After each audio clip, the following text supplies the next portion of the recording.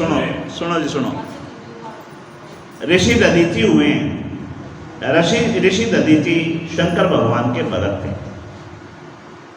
एक राजा था, वो विष्णु जी का भगत था, और उस विष्णु भगत ने ऋषि दधीचि का अपमान कर दिया, उससे मारपीट कर दी। ऋषि दधीचि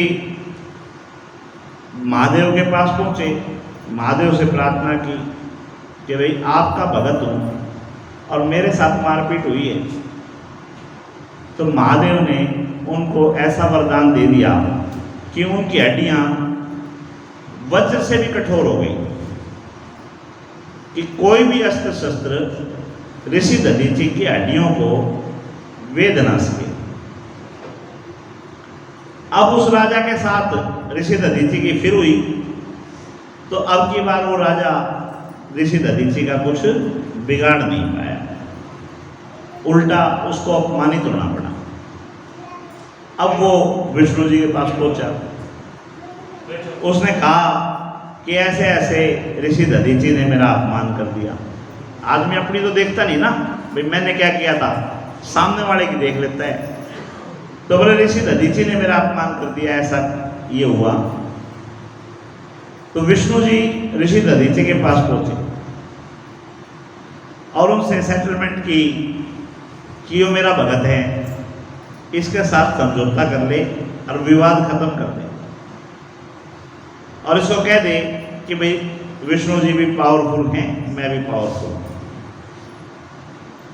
ऋषि दधीचि ने स्पष्ट मना कर दिया कि भाई मैं तो शिव का भगत हूं, शिव जी के अलावा मैं किसी ने नहीं जानता, मेरे लिए शिव जी के बाद सारे एक समान हैं। भाई शिव जी को छोड़ के परब्रह्म जो हैं ये हैं, उससे अलावा हम सब एक हैं, मतलब मैं नहीं जानता किसी ने दूसरे ने। उन्हीं दिनों एक वर्तासुर की भी कथा आती है। वर्तासुर भागवत में सुना होगा आपने वर्तासुर को। वर्तासुर का एक भाई था, उसका नाम याद नहीं है पंडित जी का, क्या था। इधर देवताओं के गुरु बृहस्पति, देवताओं के गुरु बृहस्पति देवराज इंद्र की सभा में चले गए। देवराज इंद्र की सभा में नाच गाने चल रहे थे।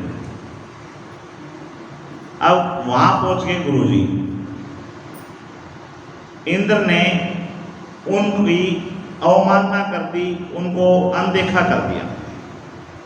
भाई आया होगा गुरुजी, बैठना हो तो बैठ जा, जो रंग में भगना आगे रहेगा, जो नाटक चलन लग रहे हैं चलन दे। अब देवताओं के गुरु बृहस्पति इस बात से नाराज हो गए और उन्होंने स्वर्ग का त्याग कर दिया, वहां से छोड़ के चले गए। जब देवताओं का या गुरु का या माता पिता का श्राप हो जाता है या उनका साथ छूट जाता है, तो यूँ समझ लो वहां से उल्टी गिनती शुरू हो जाती है। भाई आपका जो गुरु है या आपके माता पिता हैं, आपको अनदेखा कर दें, अनदेखा करके उन्होंने कहते भाई जी और मर हमारा कोई नहीं फर्क पड़ता, तो यूँ समझ लो वहां से उल्टी गिनती शुरू हो गई। इधर गुरु की उससे अलग होने से देवताओं का पतन होना शुरू हो गया और दैत्यों का उद्धार होना शुरू हो गया। गुरु बृहस्पति वापिस आए नहीं। उन ऋषि जी का जिनका मैं नाम नहीं जानता, उनको वो देवराज इंद्र ले आए और ला के वासुकी के वो थे पुत्र थे, वो वासुकी नाग जो है उनके पुत्र थे, ऋषियों की संतान थी, ऋषि थे। देवराज इंद्र उनको ले आए और लाके हवन यज्ञ करवाने लगे। अब जब हवन यज्ञ होने लगे तो देवताओं का फिर से तरक्की धीरे धीरे होने लगी। दैत्यों ने देखा कि भाई थारा भांजा देवराज इंद्र का हवन यज्ञ करवाता है, उससे उनकी तरक्की हो रही है, तो वो उसकी माँ के पास चले गए और माँ के पास जाके उन्होंने रोना पीटना शुरू कर दिया कि बहन हमारे भाणजन समझा कि उनके हवन पूजन वगैरह नहीं करवाए। और माँ ने कह दिया नहीं भाई, अगले मान सम्मान के साथ लेकर जा रहे हैं और वो उनके यजमान और वो उनका पुरोहित, मैं उनके बीच में नहीं आऊँगा।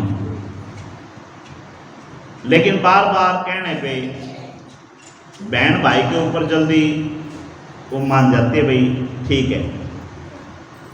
हम तो ये कहते हैं सारी दुनिया जो है वो तो शानी है और भाई जो हैं वो भोले होते हैं बहनों के लिए। उन्होंने कहा कि मेरे भाई वर्गा भोला नहीं, अब मेरे घर वाला वर्गा बदमाश नहीं, बिचो मेरे देखने में आए।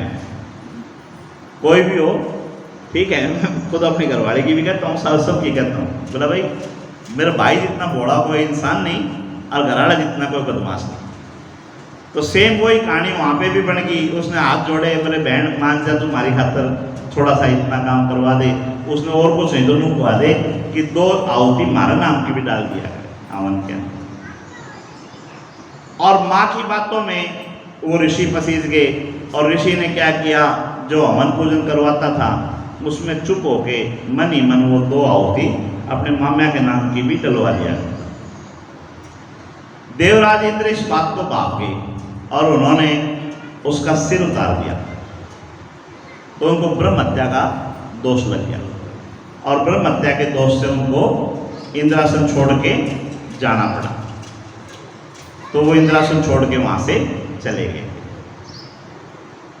अब जो वो ऋषि मारा था देवराज इंद्र ने, उसके पिता ने यज्ञ किया, यज्ञ करके एक ब्रह्म राक्षस को पैदा किया और उस ब्रह्म राक्षस का नाम था वृत्तासुर।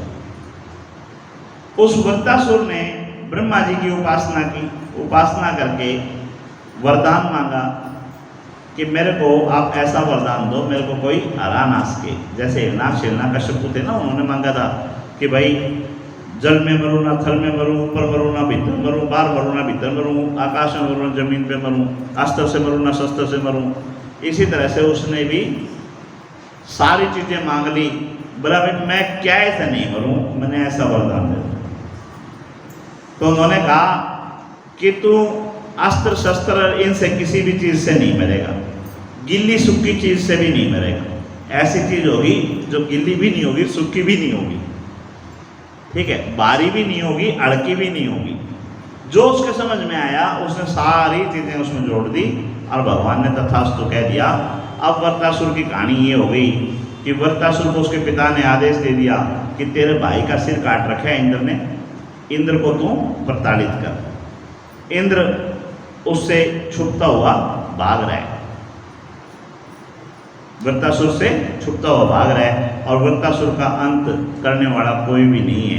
तब शिव भक्त दधीचि की हड्डियाँ जो हैं वो ना अस्त्र थी ना शस्त्र थी, ना गिल्ली थी ना सूखी थी, और उनके ऊपर भी समुद्री जाल चढ़ाया गया। बता रहे समुद्री जाल जो है वो भी गीला सूखा नहीं होता, वजन भी कुछ नहीं होता उसके अंदर, हड्डियों में भी क्या वजन होता है आप देखो।